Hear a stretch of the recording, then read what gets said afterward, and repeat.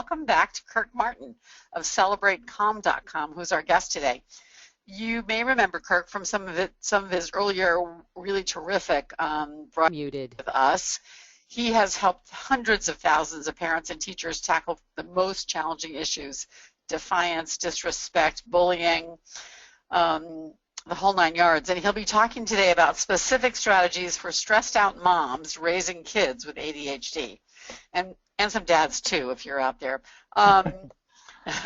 He, as I've said, he's worked with children for over 10 years. He's developed strategies that help stop meltdowns, tantrums, power struggles, and yelling.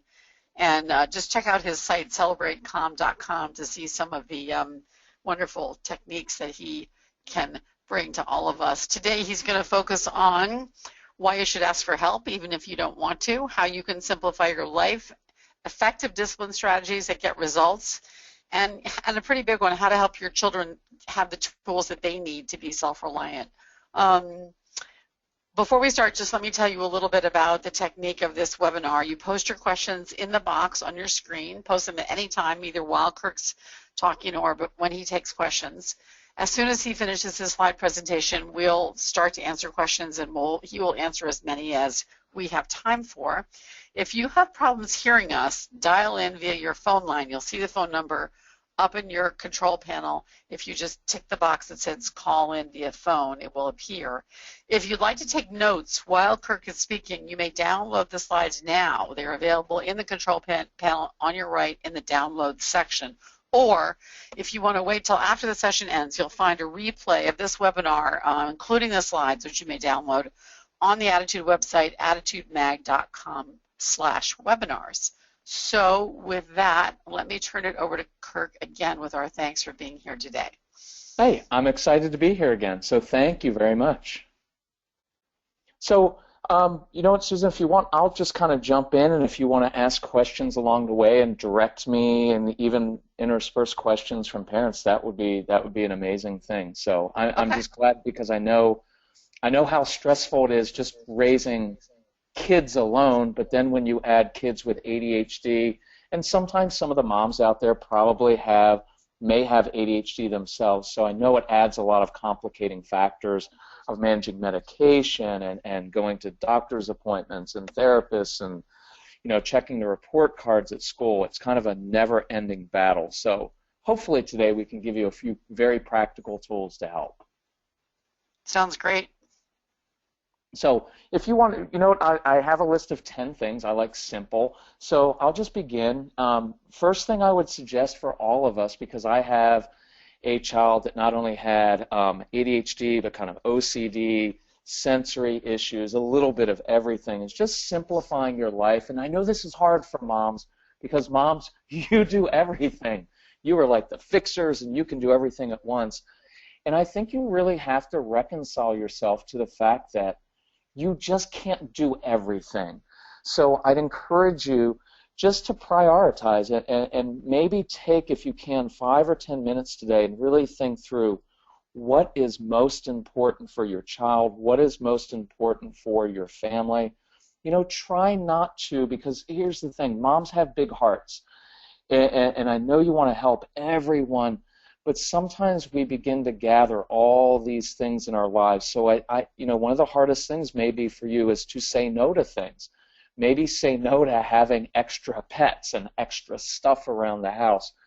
When we worked with these kids, it was over the course of about a decade, we had 1,500 kids come actually into our home, usually about 10 to 15 kids at a time.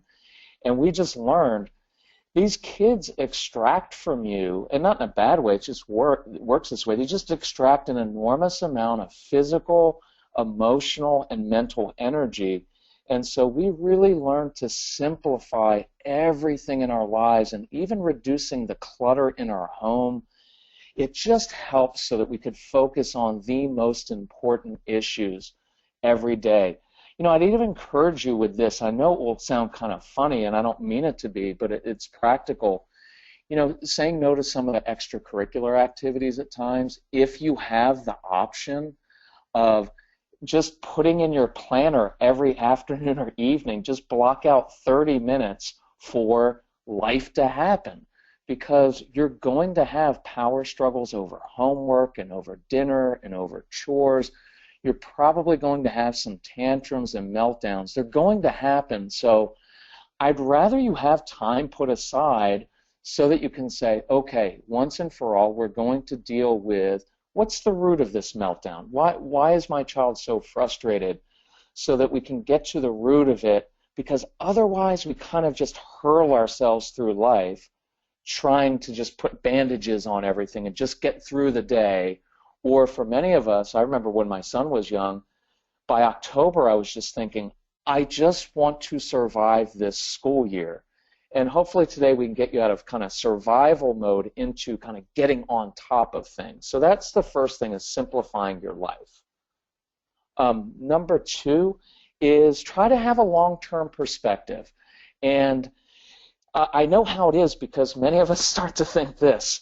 You see your child not living up to his or her potential, and you begin to think, uh-oh, my toddler, my little one, can't even sit still in circle time, or my elementary school child, you know, he keeps getting in trouble at recess and he can't sit still in class, and my older kids, they're just not motivated, they're not doing their homework, and we begin to project out into the future and think, who is going to hire this child? Who would possibly marry this child, right? And you start to get anxious about it, and you start to focus on the negatives all the time. And I know that's really hard, but just realize tonight will not determine your child's success in life. And if you can really step back, I know many of you have thought this before, you know, if I can just get this child to adulthood, he's going to be great.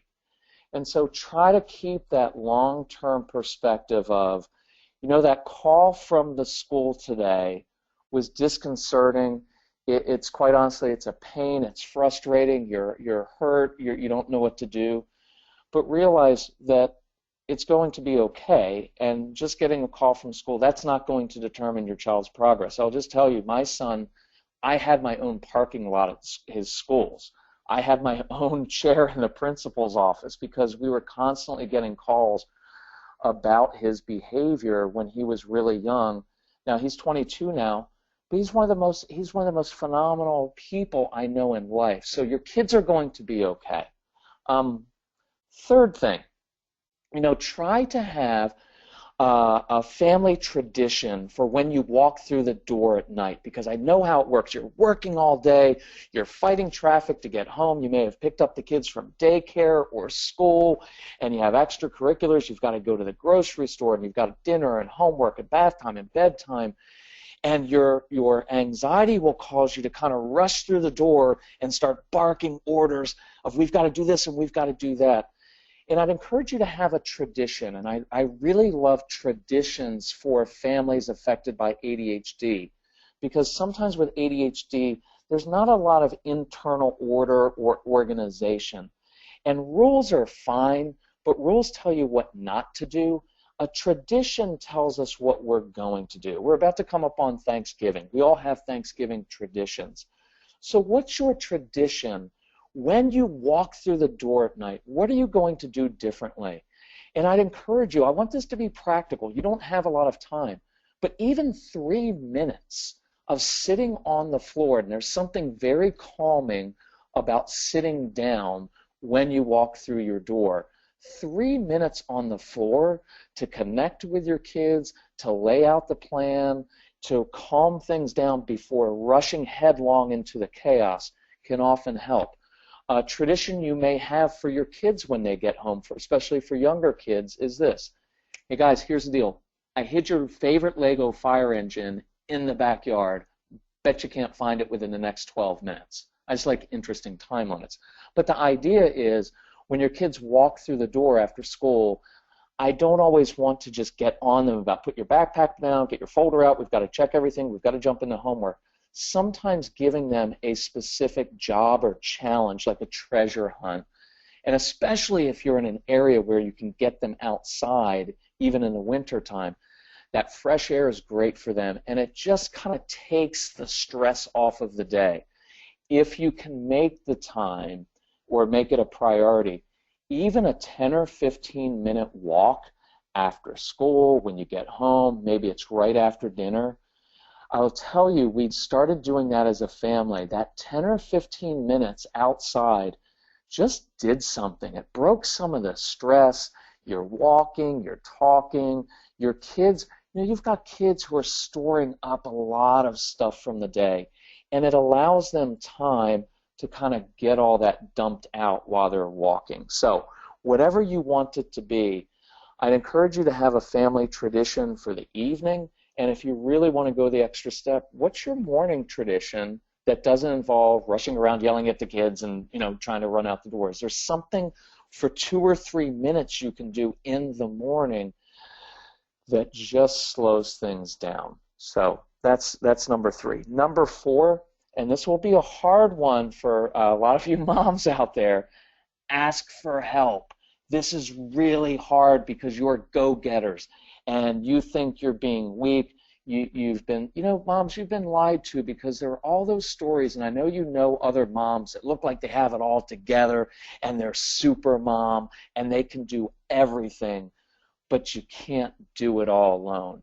And so I encourage you with this is to ask other people for help. And I'll give you an odd idea, but odd ideas often work really well.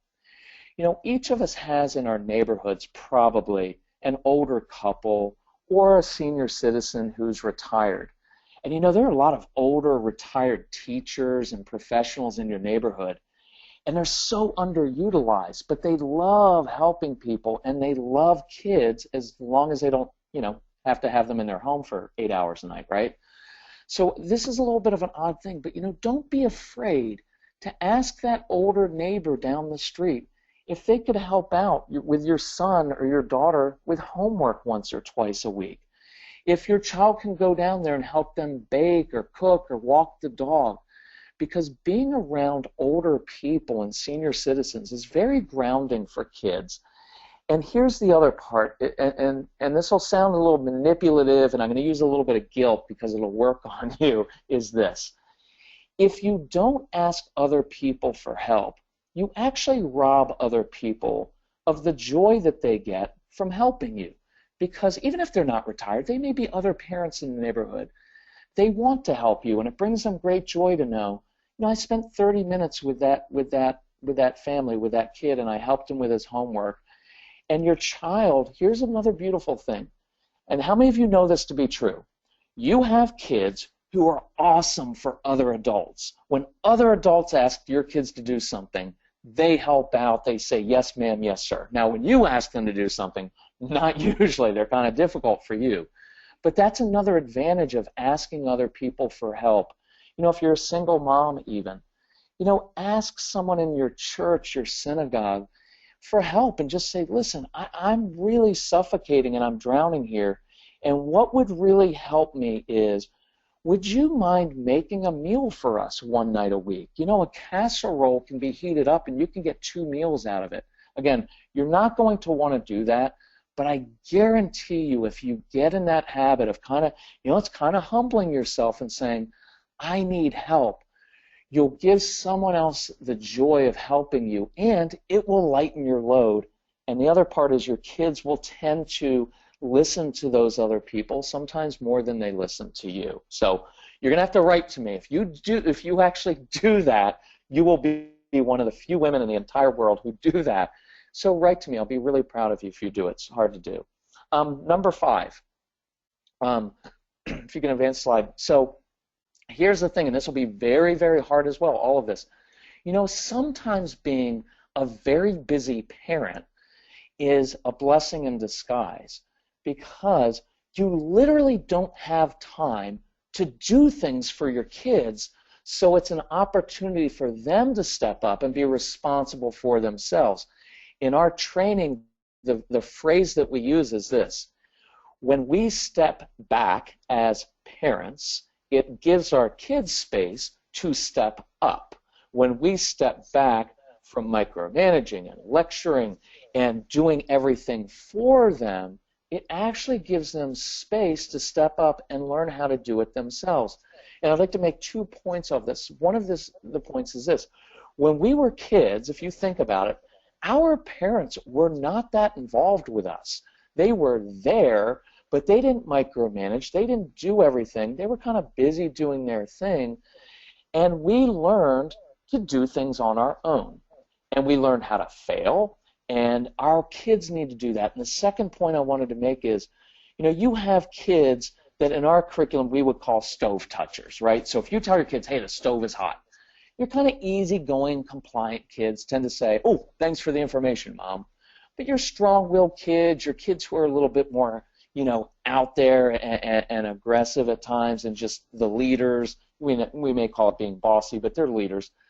They want to run to the kitchen and put their faces on the stove, right? They love to learn by doing and failing. So, I'd maybe hit at the guilt part of this is to say, it may be a really good thing that you can't do everything for and with your kids, because it will give them some independence that they actually crave, and you can begin to say, hey, and here's my tone in it. I will give you tools to help you do your homework, but your homework is not mine to do. I did mine when I was in school. It's your homework to do. I'll give you some tools, and we can talk about that in a few minutes, some different tools. I'll give you tools, but it's really up to you to do it. So I'd like you to figure out the best way for you to do your homework. If you want to do it laying upside down off the sofa, go for it. If you want to climb underneath your bed, go for it. I'd love for you to do that. But I'm turning it over to them. So again, really hard to do, moms, but I think you'll find it is very liberating when you don't do everything for your kids. But, Kirk, I think you've hit on something really important with this comment, and I, just from hearing our listeners in many, many webinars, I know that it's one of the single most difficult parenting tasks for parents of kids with ADHD. When do they step in and help, and when is that help warranted, and when do they step back?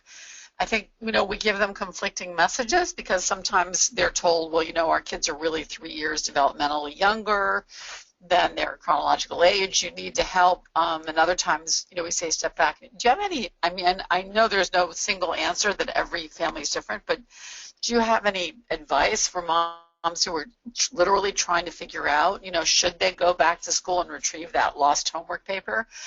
Should they set up the homework files, or should they let their child figure it out themselves? Where is the line there? It's a really hard, right? It's a really hard line. I think maybe use this as a guidepost. Is this my goal is to give kids tools to succeed. And even if you want to advance the slide, that'll be our next point, so we can kind of key off on this one. But I want to begin where the child is, right?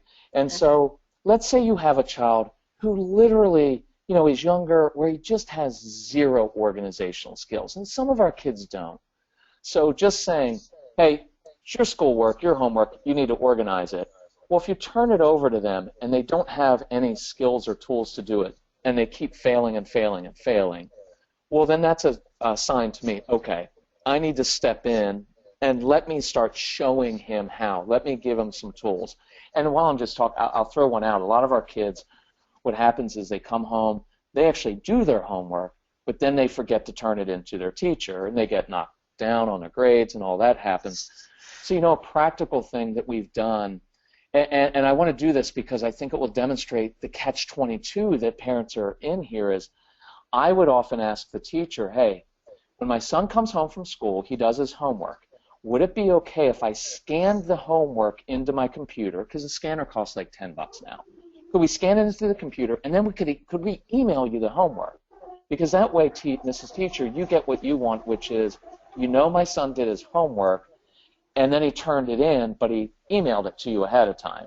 Now, the question you'll get is, well, if you're doing that, are you then disabling him because he's not learning how to remember the next day? Exactly. The dilemma right there, yeah. So the dilemma for me, how I kind of solve that is I look at the bigger picture of, okay, I've got a 9-year-old. Well, a 9-year-old kid, or even a 12-year-old, turning in his homework, on the list of his priorities in his life, it comes in somewhere around 1,286. right? I mean, he did his homework. It's out of my mind now. And so he's not, the truth is, he's not that motivated to turn his homework in. Now, see, I work a real job, you work a real job, so you have to remember to do stuff because you get a paycheck and your house has no lights and you have no food if you don't get the paycheck. But a little kid turning his homework, if I don't give him that tool, and so every day he forgets to turn in his homework, and now everything's a continual negative for that child because of that, well, then I weigh it against, you know what, that's a nice workaround. That's a creative, that's teaching, here's a creative solution. I have problems with organization, and I do myself. Right now, by my front door of my house, I have a little notepad, which is going to remind me of something I have to do after the webinar, because I have a very busy brain like your kids do. So here's the catch-22 for me. Well, should I work really, really hard on my memory until I have a steel trap of a brain, or do I take a practical thing and I take a little notepad and I stick it on the floor with my note on it? And so what I opt for is I'd rather spend my brain power doing other things and use this practical workaround. So I'm not sure if I answered that, but let me see if this makes sense. I want to begin giving kids tools to succeed because many of our kids have realistically 4 or 5 things that they really struggle with. Organization, remembering to turn in assignments, actually doing the homework itself, impulse control, they're blurting out in class. And just saying, you need to focus better on that and do that. Well, if that's not working and they keep getting in trouble, they'll begin to feel like failures, and you'll hear them say, well, I'm dumb, I'm stupid. Right, right. And that's and what I encourage moms and dads to hear is, what they really want to say is, I don't want to mess up all the time, I really need some help in this area. So I would err at the beginning of this on giving kids lots of tools to succeed and showing them how. And as they get a success in an area, then I begin to step back. Right. I think that feels kind of balanced. Get a success, step back a little bit. Let some, so tonight don't go home and say, when the kids come home, you know what, I already did my homework, it's yours, good luck. I think I may, let's do this since that's up on a slide, doing homework in different ways. Here's a really cool thing to do. Observe your kids. Your kids, and I hope you're not offended by this, but they have quirks, right? They're a little bit different, and I like those quirks. But those quirks that they have and little odd things they do will often give you clues and ideas about how to help them. So let me throw out a couple. Some of you have kids who lay off the sofa upside down. A little bit odd, maybe, but they're doing it partially because when they're upside down, blood flow rushes to their brain. It actually helps them concentrate a little bit better. Some of your kids have sensory issues. Being upside down, it's kind of calming to them. I had kids who came to my house, and Susan, this is a weird one, but I guarantee you half the parents know this, have this kid. They take the cushions off of the sofa, lay down on that hard part of it, and then they want you to put the cushions on top of you and like sit on top of them. It's a sensory integration thing. Yeah, the sensory, and sometimes the kids just like weird stuff because it's, it's just different. And so here's how I use that. Well, I notice that my child likes confined places and being upside down and spinning. So my suggestion may be, hey, why don't we try doing homework tonight with you laying under the cushions on the sofa, and I'll sit on top of you and I'll read a book. A little bit odd, a little bit weird, sure. It may be, hey, instead of sitting at the kitchen table, why don't you sit underneath the kitchen table? Because some kids like confined spaces. And in fact, I have a lot of kids, students, who, if they were allowed to sit underneath their desks at school, would do much better with their classwork or tests. So, tonight with homework, let's give them some ideas. Sitting on the exercise ball. And you're going to have to experiment because every child's a little different. Some of your kids have asked you this, Mom, Dad, could I listen to music while I do homework? And we'll often say, No, because that will confuse you.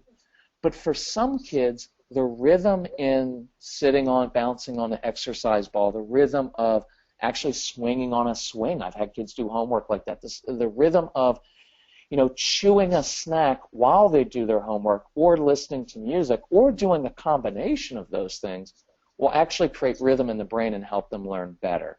So why don't we begin with this, Susan? I think this would be a good one of, let's begin giving our kids tools, and as they succeed, then in future days and weeks we can say, you know what, I'm really proud of you because you came up with a very creative way to do your homework, and you know what, I bet you can find a different way to do it tonight. Not mine to do, but if you need some help, let me know. But that's kind of I'm available to help you, but I'm not hovering over you.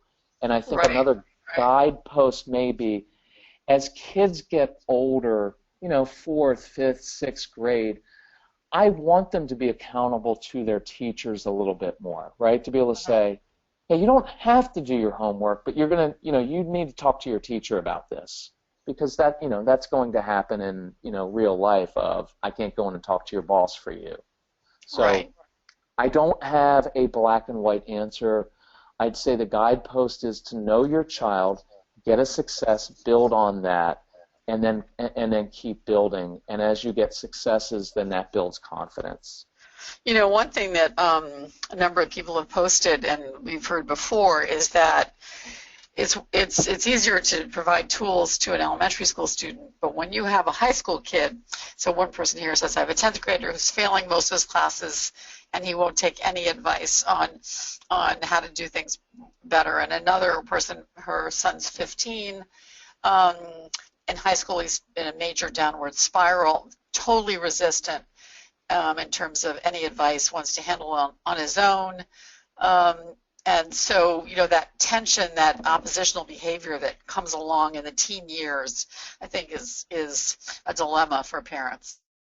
Okay. Yeah, if you don't mind, I'll kind of transition. Well, let me talk about this. It'll take a couple minutes because it's... No, I think that would be great. Yeah. Thank you. Okay. So for older kids, and this is kind of my assumption of what they've been through, knowing our kids, as we may call them, they've probably struggled a little bit through school. It hasn't been easy for them. The truth is, many of our kids, they're not really motivated by school. Sometimes for some of our kids, book learning is honestly kind of boring to them. They're more experiential, right? And so by the time they get to high school, here's what they may be experiencing. They've got friends, and they see the other kids who are kind of sailing through school, and they're taking their ACTs and SATs, and they've got visions of college, and they're going to be engineers and doctors and professionals and have this great future, and they're really motivated by it. But then you have one of our kids who literally has just struggled. I mean, honestly, for some of our kids, just getting through the school day of sitting still for 7 or 8 hours, listening to someone talk about something that quite honestly they're not always interested in, and it's not even meaningful for their life. I mean, that's just the truth. They're kind of begin to shut down, and they've struggled, say a 10th grader, he struggled for 10 years. And so to have mom or dad come along, it just becomes blah, blah, blah. I don't care anymore. I'm tired. I'm exhausted. It doesn't mean anything. For some of your kids, what's inside is, I'm never going to be successful like those other kids, or like my perfect brother or sister who gets all A's all the time, and I've always been the bad kid, and I struggle. Even though I'm really smart, I struggle to get B's and C's because of focus issues. So they begin to shut down. So I totally get where they're coming from. So moms and dads, I'd encourage you, this is kind of a 3-step process, and it's going to take a little while longer. I don't have a magic answer. But I'd encourage you to do 3 things. One is this. Make a list of that particular child's gifts, talents, and passions. Because here's why. Your kids who really do well in school and like school, well, they're good at school. And so every day, teachers and parents are saying, oh, you're so smart, you're on the honor roll, you got an A on your exam. And so they're doing what they're good at doing, and it builds their confidence. Whereas some of you have kids who every day is a struggle. But see, your kids have gifts and talents that don't often get recognized or rewarded in school, right? Outside of school, some of your kids are amazing with creative endeavors.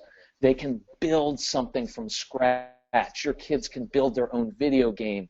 They can do amazing things outside of school, but we tend not to focus on that. It's always school, school, school.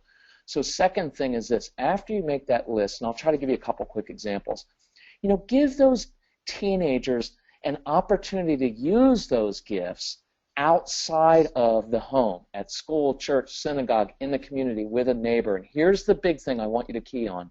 Third thing is accountable to another adult. I really look for a mentor. By the time you have a teenager, and look, mine's 22. He was just in his teenage years. He tuned me out. I wasn't like some great parenting expert filled with wisdom to him. I was just his stupid dad, blah, blah, blah. But he would listen to other adults. Because the truth is, by the time our kids get to their teen years, we have lectured them and been on them. And the truth is, we've probably focused a lot on the negative for 10, 12, 15 years. And so they're done. And they're not going to listen to us. But, there's something magical that happens when you find a mentor. And this could be a college kid, an older high school kid. It could be an adult.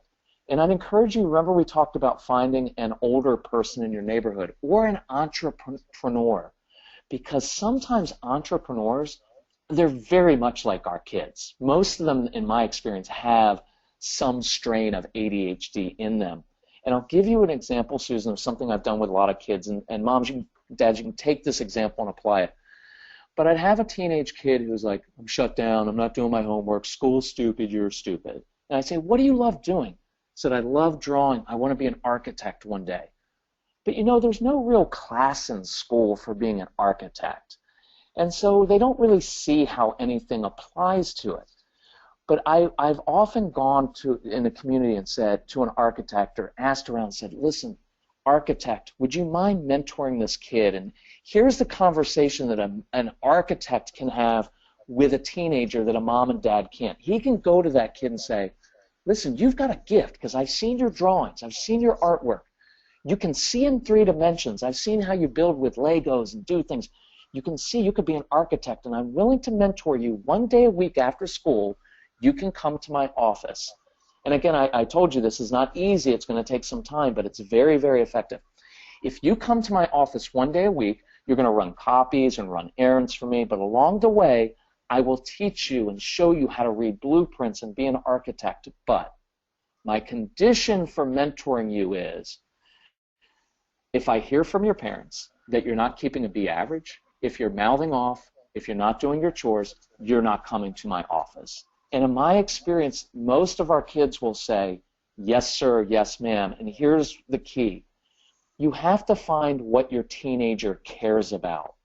See, as parents, we care about good grades and good behavior and good study skills, and being polite and all of those things. And quite honestly, you're a teenager who's struggling.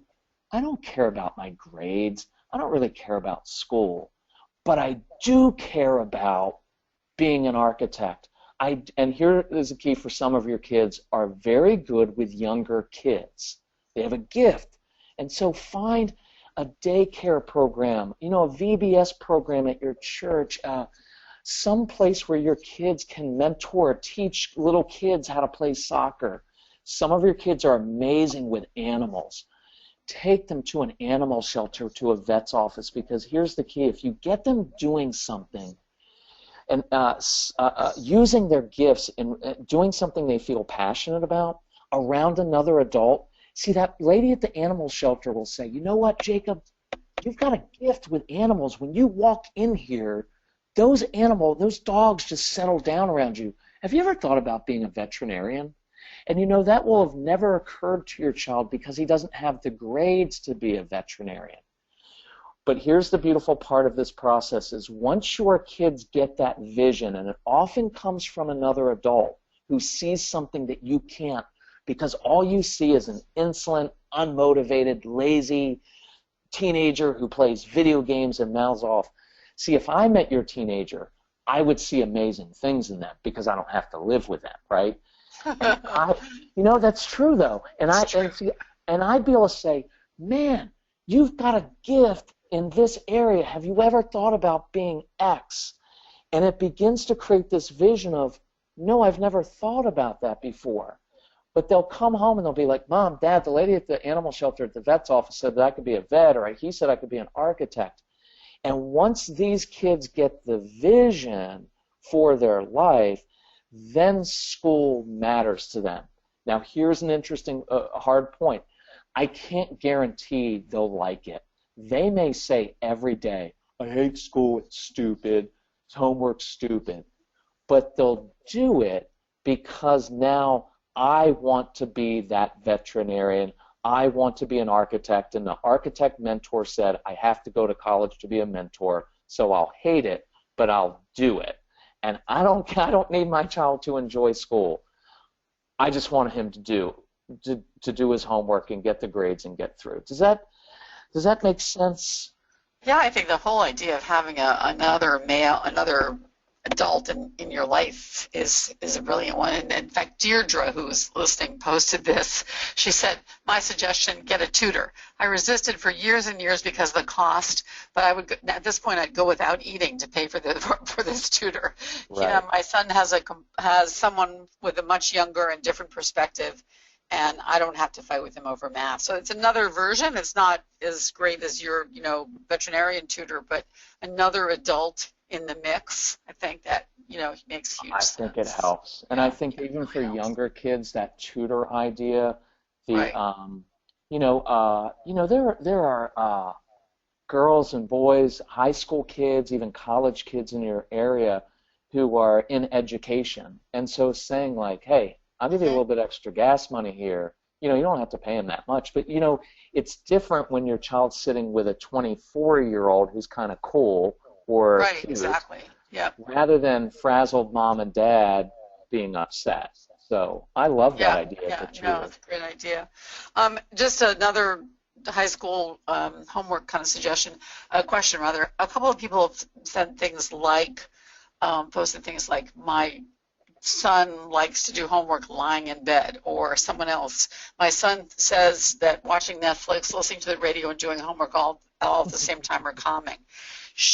How should parents, deal with that?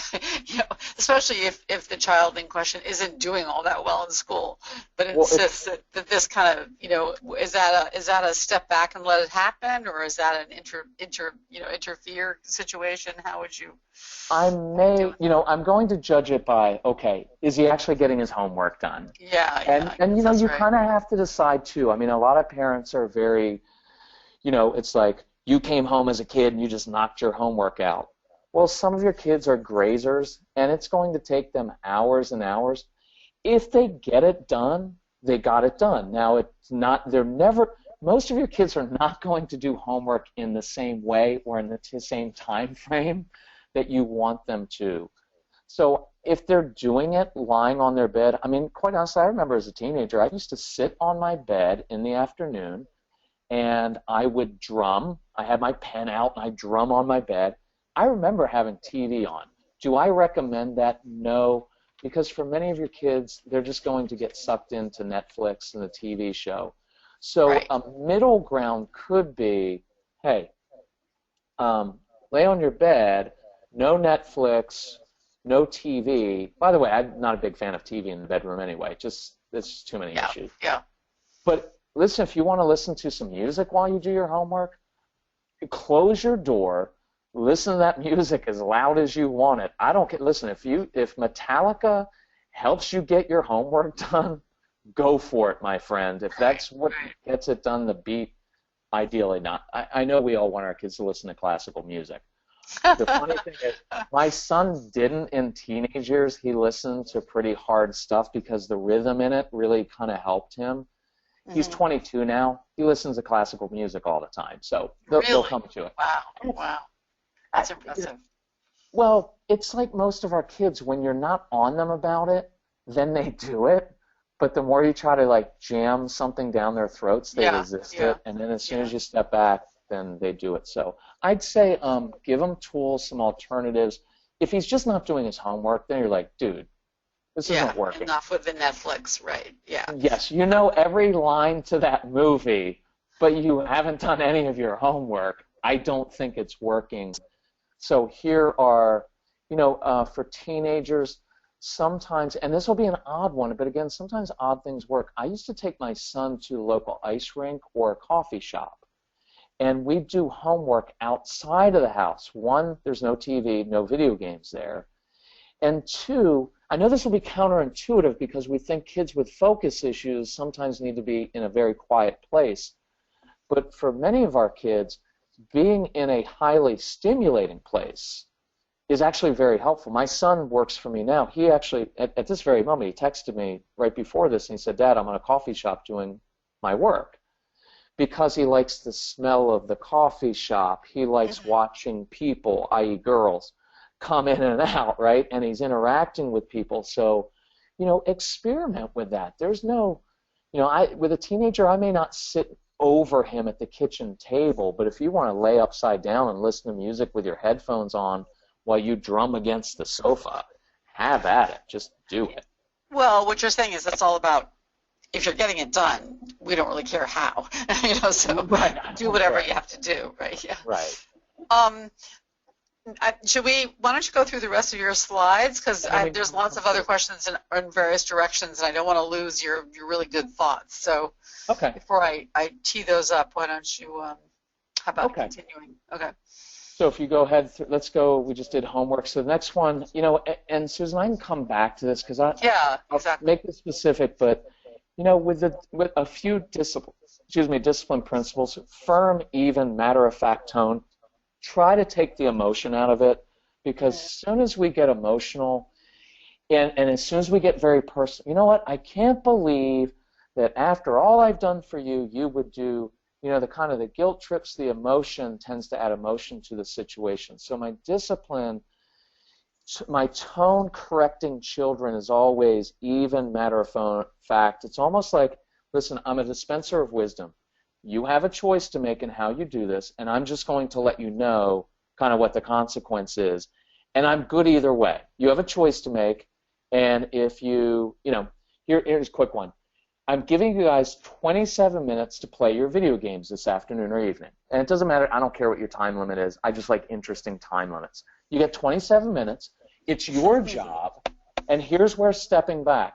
It is your job to manage your own screen time. So you set the clock on your iPhone or the timer, because I want to get parents out of the habit of, okay, guys, 1 minute left, 30 seconds, turn off your video games, and then we get the whole, hold on, I need to save it, I need to get to the next level, and all that drama.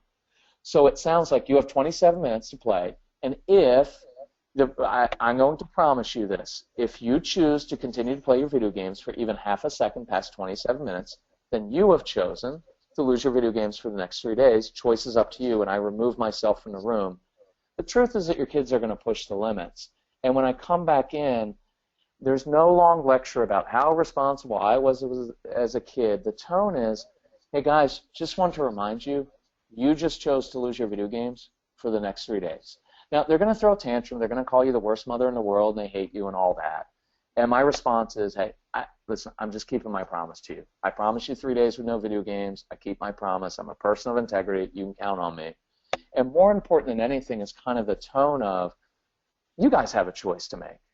And I believe you can do it. So here's a timer. See, I'm giving them tools. I'm not setting them up for failure. Yeah, that's really smart. Because as someone posted, well, our kids have problems with understanding the passage of time, so aren't we setting them up to fail? But what you're saying is clear boundaries and a tool so they know how much time has passed, right? Yeah. So you have 27 minutes. So here's what we'll do the first couple times. I'll actually help you set that timer on your iPhone, and instead of setting it for 27 minutes, I know that it takes you a few minutes to wind down. So why don't we set the timer for 23 minutes, because then that gives you 4 minutes to kind of wind down, right? So I'm not going to do that with a 4-year-old, right? So I'm going to give them a little bit more tools, but the tone begins, it's simple and direct. I'm using very few words. I'm not going on and on. I'm not making it personal. Right. If you don't mind, I'll do one more kind of an opposite, kind of heavy on the tools. Say you've got a child in class, and he really has trouble sitting still in class for an hour, which I do. So I can set them up for success, and the teacher can say, if you can't sit, I'm going to take away recess and blah, blah, blah, that whole negative thing. You know, here's a tool that we give teachers. So let's say the child's name is Jacob, and I say, Jacob, man, I can really use your help. Because all the parents know your kids love helping other adults. Again, not you, but other adults. And it makes them feel important. It makes them feel like an adult. And so, Jacob, here's the deal. When I teach in class, my mouth gets really dry, so I could really use your help. You and I are going to have a secret signal. And you can't see this, but like when I touch my nose or tug on my ear and look at you, here's what I want you to do. You get up out of your seat. You come up to my desk. You grab my water bottle.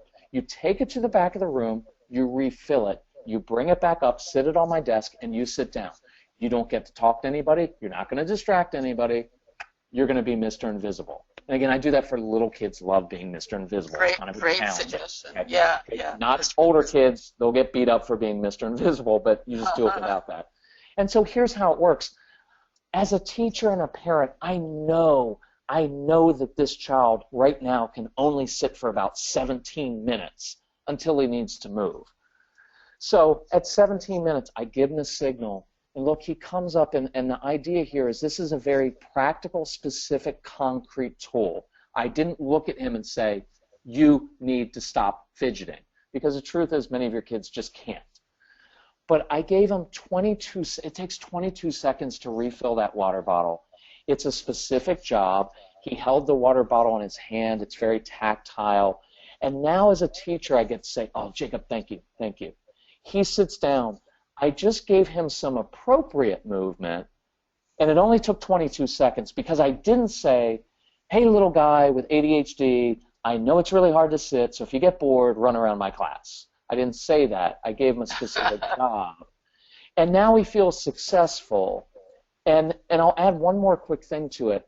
As he does that, see, I'm using a lot of positive reinforcement, because after class I can go up as a teacher and I can give that kid knuckles and say, man, that was awesome today. You know what I'm going to do? You know what I want to do tomorrow? I'd like to see if you can sit for 21 minutes in my class, because you know what? I believe that you can do it. And over time, I begin having the child wait for 21 minutes and let him squirm a little bit and fight that. And ideally, I may get him up to, I don't know, 26, 27 minutes. That's just his limit. He's going to need to move.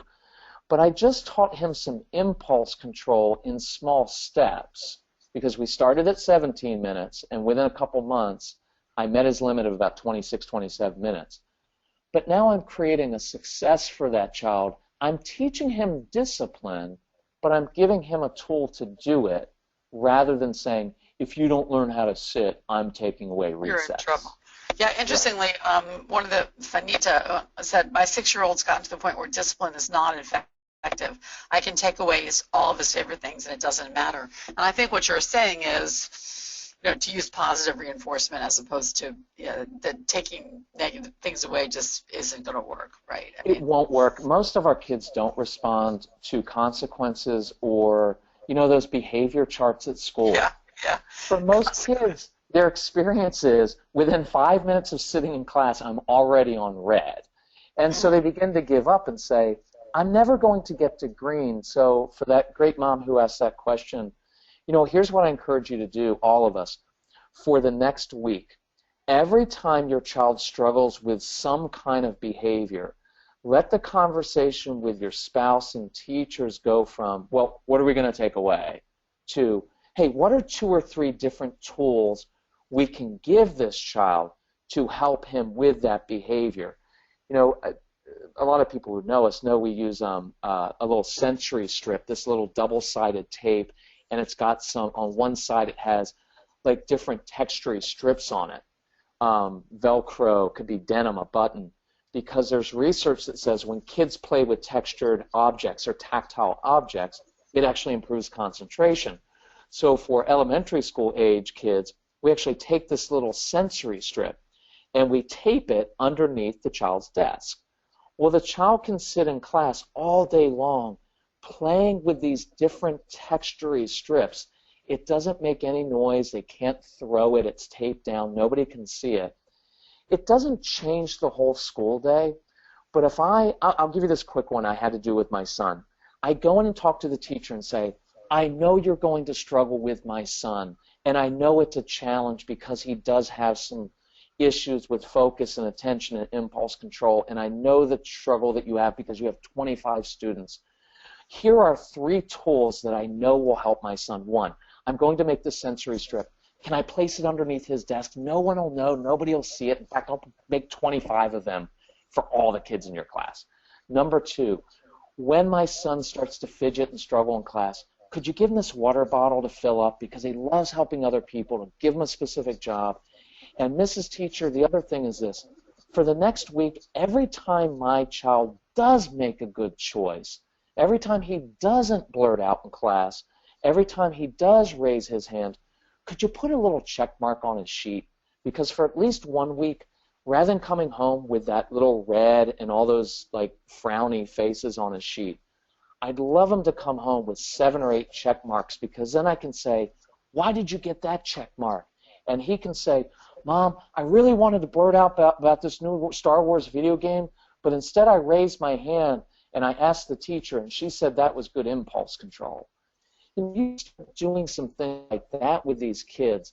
Are they always going to be the most well-behaved kids? No, they're going to struggle a little bit. But I can start to build confidence and give them some tools so they feel competent and so they don't shut down all the time. So I go heavy. If you're taking notes, use the word tools. Tools, tools, tools to be successful. Yeah, yeah. I want to ask just a working mom question here, because there are a couple of posted things. This is such a great question.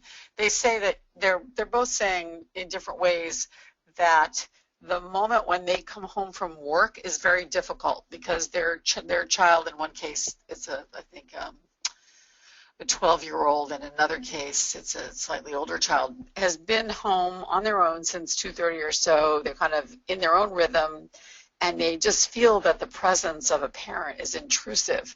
And it's such a classic working mom problem. You arrive, and how do you sort of get things on track? It's kind of a lot harder than being there. And I don't know. What are your thoughts on that? I think we oftentimes, really forget that the moms aren't there necessarily during those important after-school hours.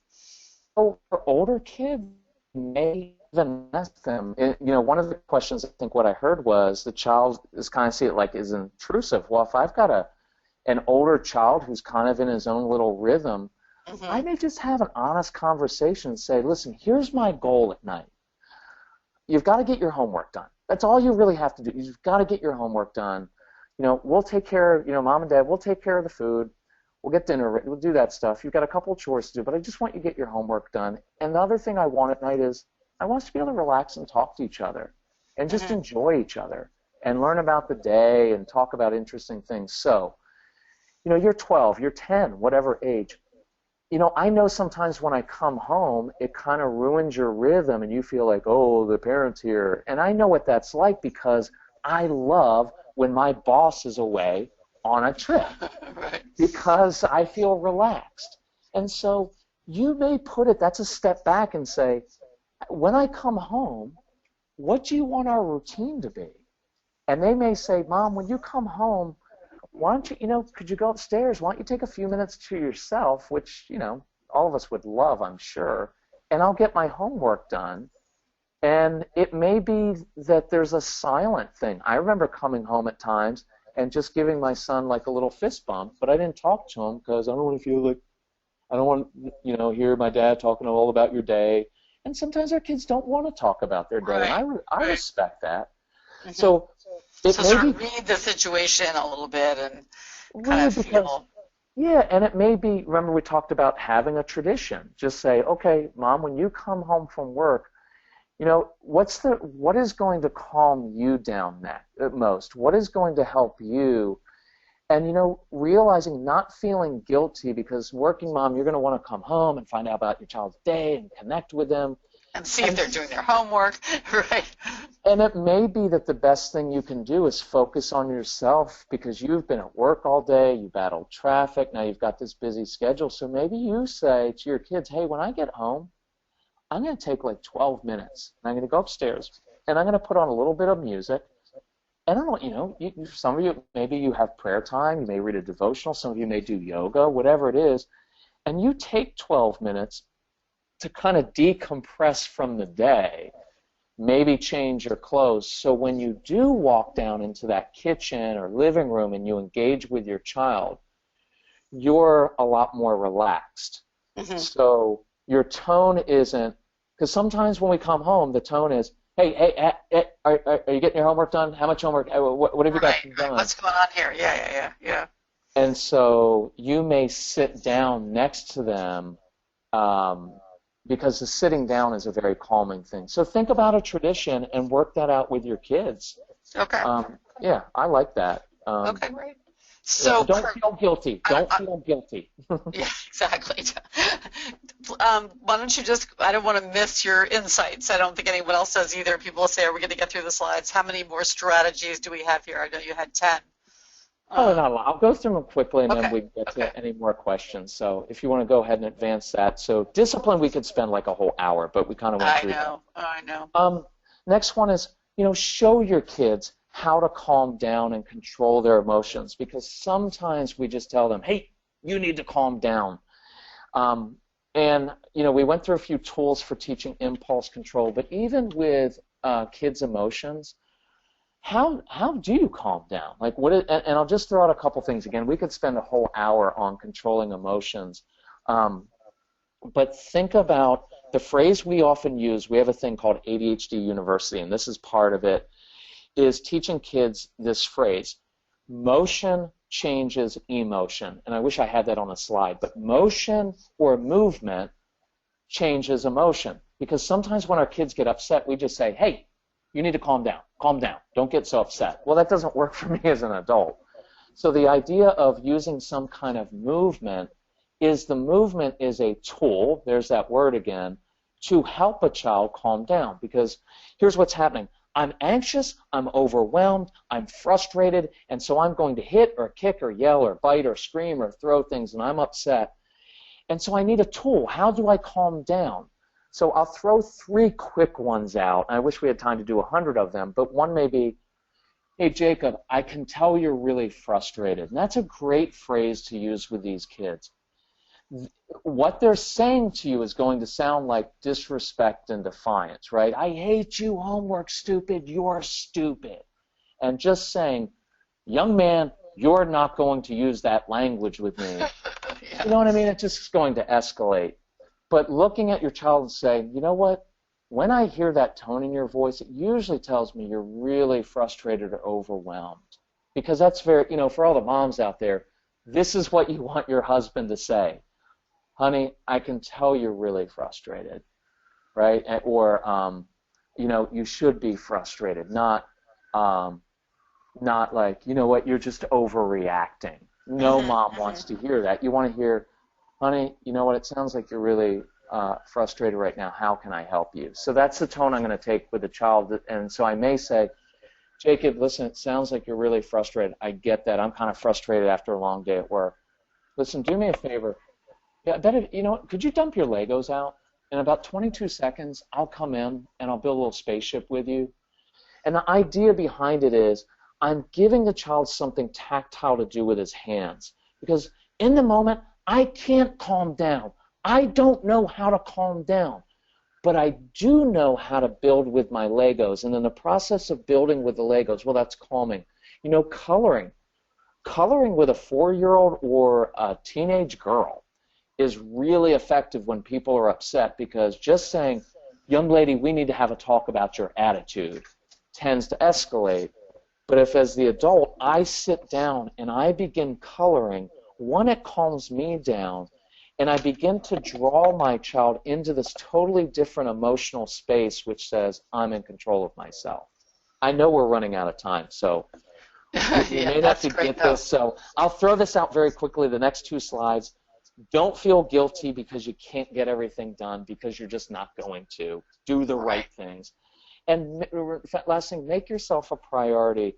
And I try to always close with this is, enjoy your child. They're difficult to enjoy at times, and it's difficult to enjoy life, but if everything's always negative, tonight, let your goal be, I'm going to connect with my child and just enjoy like one of those amazing traits he has, even if there are 5 other traits that are driving me crazy. Right. Because once you enjoy them, it makes it easier to get to the other stuff. Kirk, thank you so much. Your positivity and your focus on what's good about our kids and how we can focus on that is just really so refreshing, and I think something that we all need to hear. So thanks so much for your time. There are just tons of great questions here, and hopefully we can get you back one of these days to continue these helpful messages. Thanks everyone for taking part. Thank you very much. Kirk, so much. Thanks everybody.